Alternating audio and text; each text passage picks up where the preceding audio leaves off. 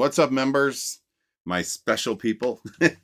How's everyone doing? I just wanted to jump in here because I know I haven't done a great job lately of getting some extra videos in for you guys.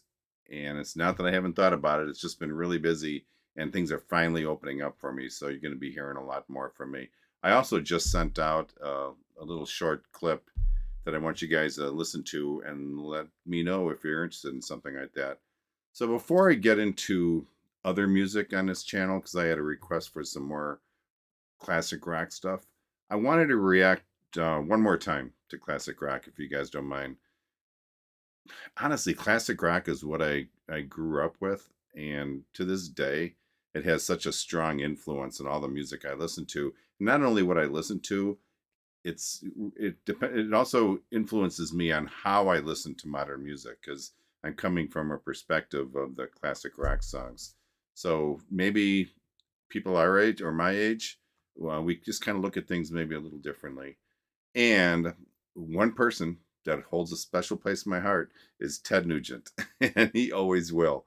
On September 19th, 1975, and I know that's the correct date, don't ask me how, but I know, I went to my first real concert. It was Aerosmith and Ted Nugent, and Ted Nugent backed up Aerosmith, so Aerosmith was the main band. I'll be honest, I had heard of Ted Nugent, but I really didn't know his music. He was so new. And that evening was the first time that I heard the song Stranglehold. All I can tell you is when I heard that and heard it live, it blew me away. It was just amazing to listen to. I had some interest in guitars at that point. I was playing a little bit back then. I had an electric guitar and 2 acoustics, I think. And it was that exact moment that I realized how freaking horrible I am at guitar. Instead of me saying, "Oh, I saw him and I just decided to go ahead and start playing guitar." No, I was playing guitar and I pretty much stopped at that point because I just knew that was a level that I could never reach. I went months after that concert, I swear to God, without picking up my guitar once. I wish I was lying, but it's very true. Since that concert, I've played this song, Stranglehold, thousands of times. And what amazes me most about the song is that it was recorded in one take. That's something you really don't see, especially these days. Maybe back then it might have been a little more common, but definitely not in today's world.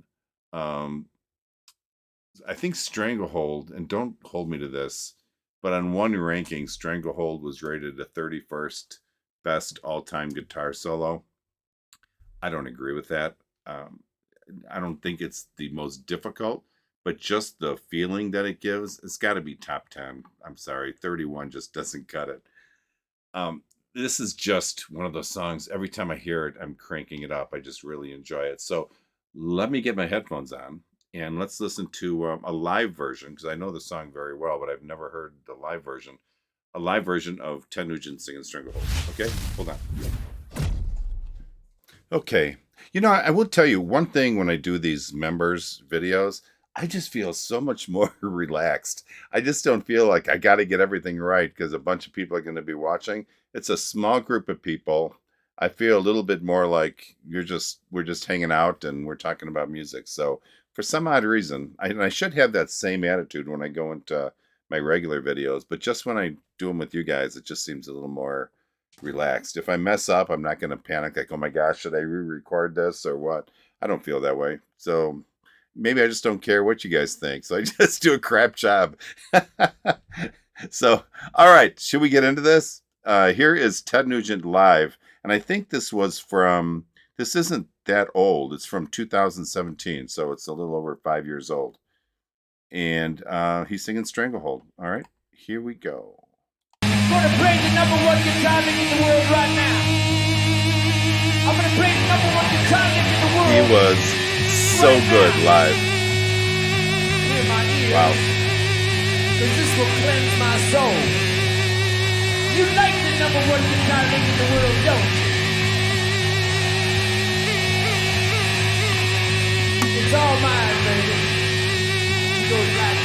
on, hit it.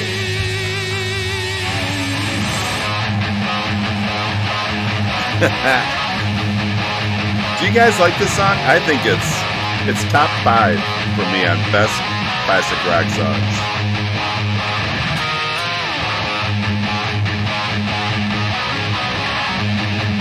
Hit me!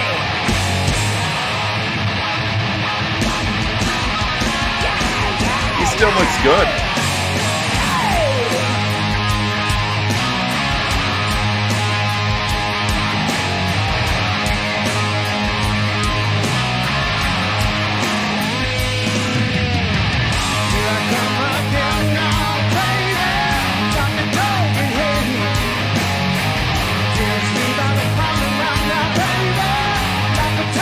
Wow, he still sounds good.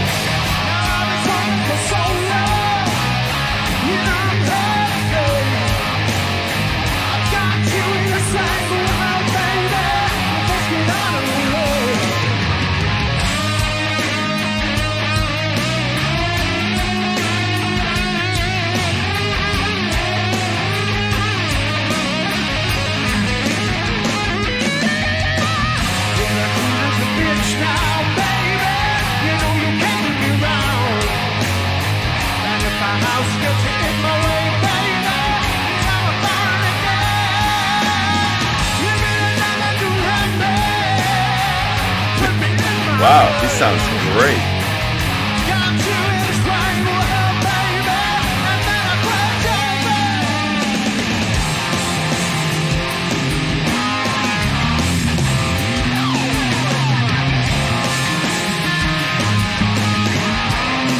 I wonder if these are all the original members, because the vocalist is.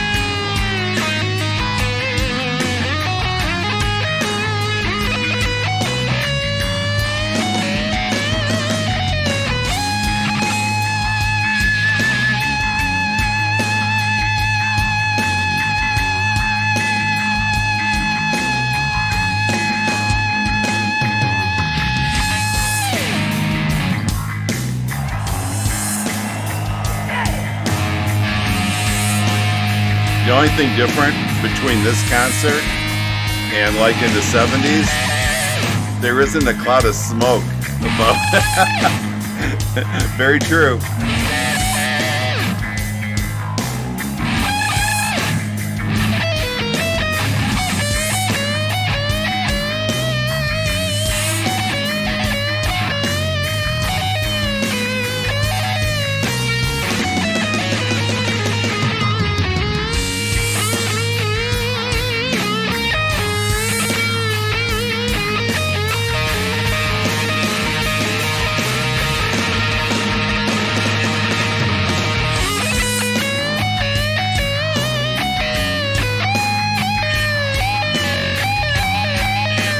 Still sounds great.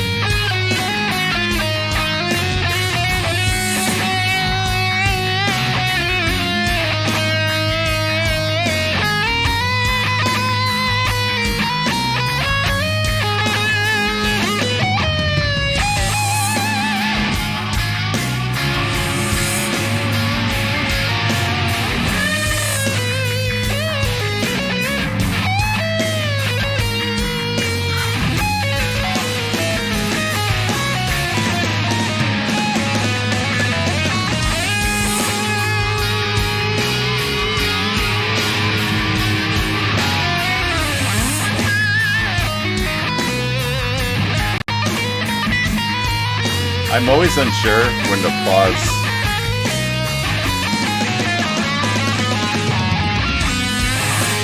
I just hate to interrupt this.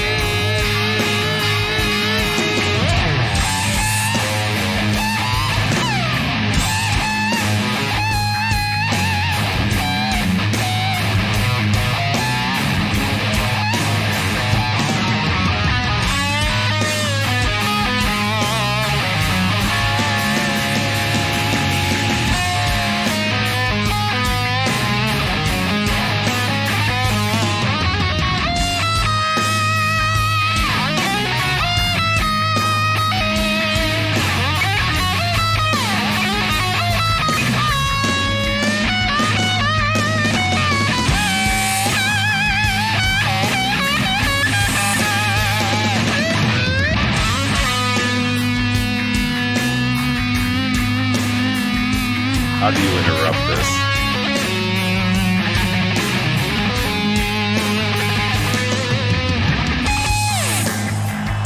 All right, let's pause it right there because we're more than halfway done. The guy singing is Derek St. Holmes, and he's the guy who sang the original version of this song. That's the guy I saw when I saw him live. He was still with them.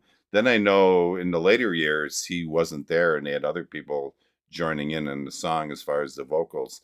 But man, thinking about this is what, 75, 85, 95, 105, 115. This is going on almost 50 years. Is that right? Holy crap. It's been going on almost 50 years, and look how good he still sounds. Man, listening to this song, I can really sense how this song really set the stage for his entire career. Am I right? Am I right? Yes, I am. To put something out so amazing on your debut album just had to really be like a shot in the arm for his career. What a way to start it off. Everyone knew the name Ted Nugent after this song came out. They may not have known him before, but they definitely did after this. People talked about this song. They talked obviously about the guitar solo. I mean, I think that was the big thing kind of in this. And all the different moods, I think, presented in this song, and even the length of the song were all other things that people would always mention. So much was said about this song when it came out, maybe because the length, because it was so long, and that guitar, I don't know. All I know is that I remember in high school, because this came out when I was a junior in high school, and everyone talked about this song. And I'm just trying now at the age of my 60s to figure out why did we talk about it so much, and that's the best I could think was the guitar solo, the length of the song, obviously, and all the different moods as the song progressed that it kind of put you through was really pretty interesting. All right, should we go watch till the end? Let's do that. Here we go.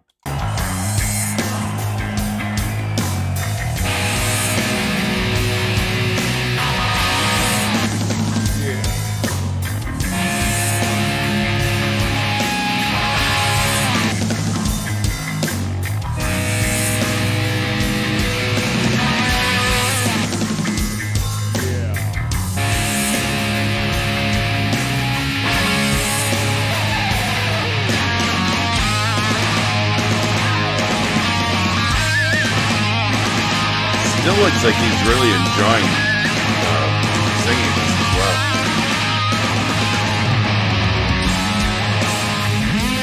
Or playing it.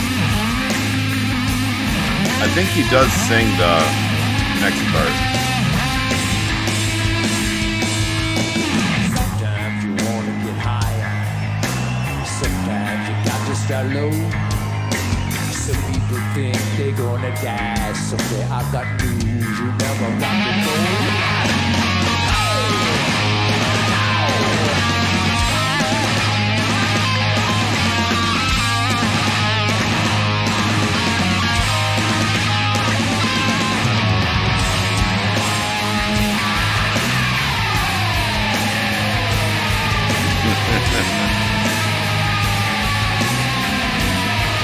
Oh, both of them are doing it. That's kind of cool.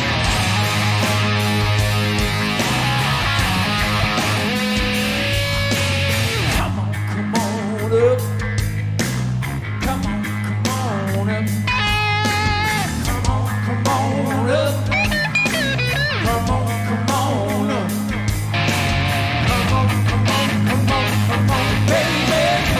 Come on, baby. Come on.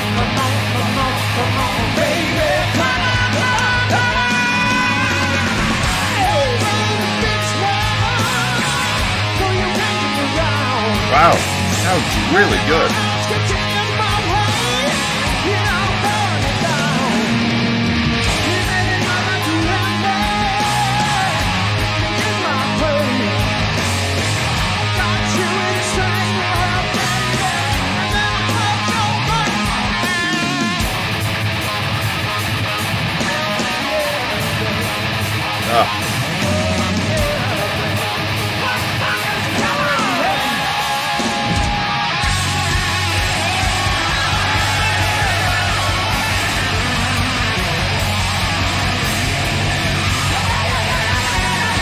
Tear that thing up, man.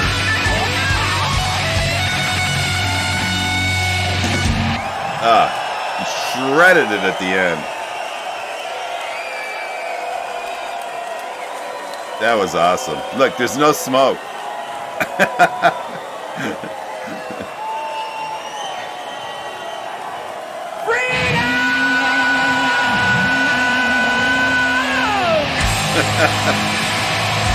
That's a delayed ending.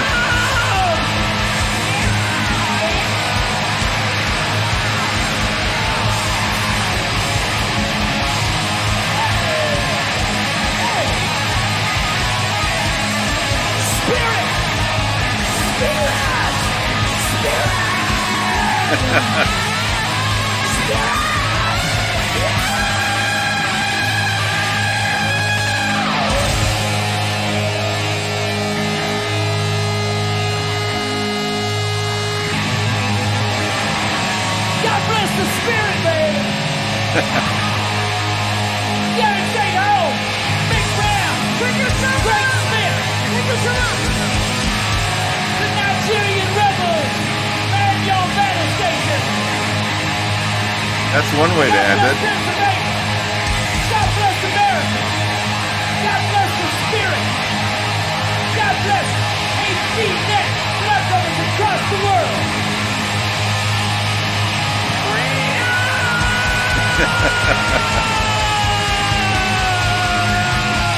That's so Ted.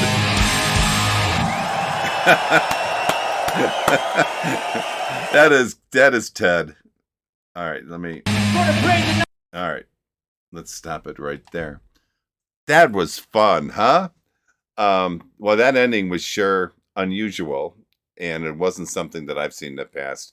You know, he's very politically charged, and so it doesn't surprise me to see that. He's very passionate in pretty much everything he does. This is one of those songs that honestly I'll just never get tired of listening to. It takes me back to such great, wonderful times, and I'll just never forget. And man, we had momentum back then, didn't we? Our whole lives were ahead of us, and rock and roll would be there every step of the way for us, with us. And wow, that was fun.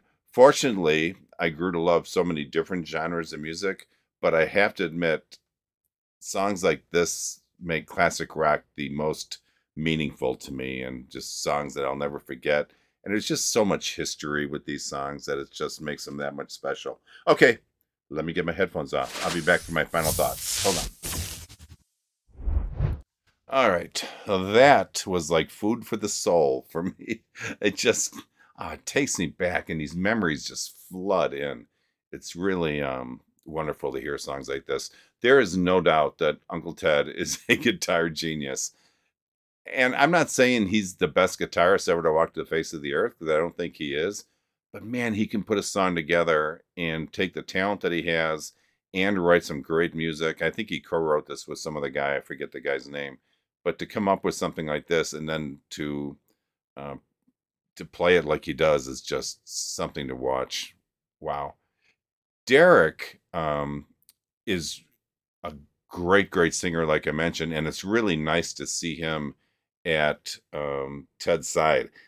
I know, like I said, for the longest time they didn't play together anymore, but I guess they did now, and for them to be reunited, and for both of them to look good, to sound good, is nuts. Derek's probably I'd have to say, one of the most underrated rock vocalists of all time. The guy really has a great voice, and he proves that by, at his age, he's still pumping out the tunes. Ugh. And I like the fact a lot that they stayed true to the original version. I've mentioned in other videos, I don't know if you caught them or not, about seeing bands live. And I always use this band. I love this band, but man, they disappointed me when I saw them live, was Fleetwood Mac. I actually saw them like 3 or 4 times, I think. And the band, when they played the songs, they just didn't sound the same. And the biggest culprit of that, I think, was Stevie Nicks. Most of the other bands sounded pretty much like the studio version, but Stevie Nicks would change the songs up. And I don't know, you learn to love songs because they sound a certain way. And then when you see them live and they completely change them up, to me, that just takes away from it. It's not what I really like. You see this video and you've got to wonder how many musical careers were born just by the mere fact of him playing this particular song. Where I took the path of I'm never going to play guitar again because I suck. Other people probably took that as a motivational factor, and I'm sure they did. And I'm sure he's responsible for a lot of musicians and bands out there that came after him. It's really hard for me to come up with any songs, any songs that was good and momentous as a song. I guess that's the way to put it, as a song is to me. Well, even when I'm sitting around a campfire, we do quite a few campfires throughout the year. And at some point, hands down, this song always comes out. Drunk, sober, laughing, crying. It's always great. And you know what? No matter what mood you're in, it seems to fit. It's really weird. If you're, I don't know, I don't need to go any further than that. It just seems to fit whatever mood you're in. They just don't make music like this anymore. And that's a damn shame, people, because this is just pure awesomeness. And that may be the first time I said pure awesomeness on a video. So, all right, guys, I hope you enjoyed this because I really did. And I'll get into something beyond classic rock next members only reaction. Okay. All right, guys, peace out. I'll talk to you next time. Okay. Bye-bye.